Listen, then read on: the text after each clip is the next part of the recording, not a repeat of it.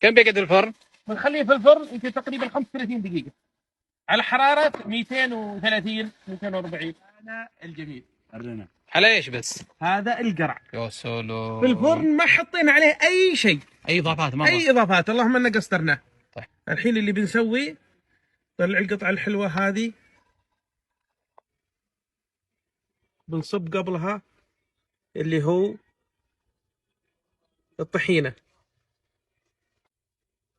وبنحطها وبنضيف عليها جوز هند بدون سكر، وبنضيف عليها قليل جدا من القرفة للنكهة، وبنضيف عليها شو اسمها هذه يا دكتور؟ عين الجمل المكسرات. اي نعم.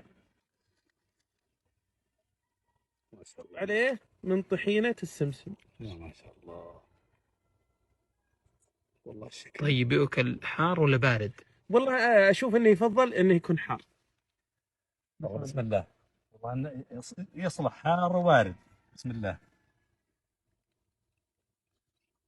والله ولا اروع ما شاء الله. والله اشتهيت يا دكتور. والله روعه. ما شاء الله تبارك الرحمن. طبعا شوف فوائد القرع الاصفر واليقطين فوائد كبيره. نبدا من الراس. الناس اللي عندهم تقصف شعر وضعف شعر ممتاز. العيون، الناس يقولون الجزر يقوي النظر، القرع الاصفر اكثر من الجزر.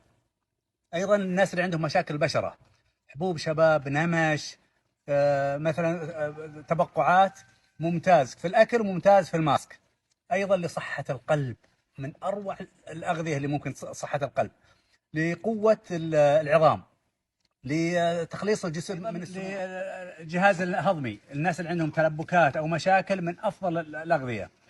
فيه ميزه خاصه، البوتاسيوم عالي فيه جدا، بمعنى انه يخفض الضغط. هذا مناسب لمرضى السكر، لان السكر فيه مؤشر الجلايسيمي منخفض، وايضا مناسب لمرضى ارتفاع السكر ولا ارتفاع الضغط.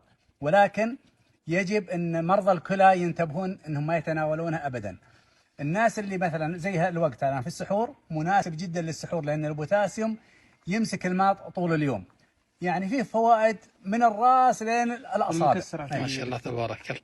وعلى فكره فيه اطباق اخرى ممكن نسويها، احنا نسميه سموذي. الناس يسمونه السموذي البارد. ممكن يخلط بالخلاط، يضاف حليب، يضاف عليه مكسرات، يضاف قشر البرتقال، ولا اروع مثل العصير البارد.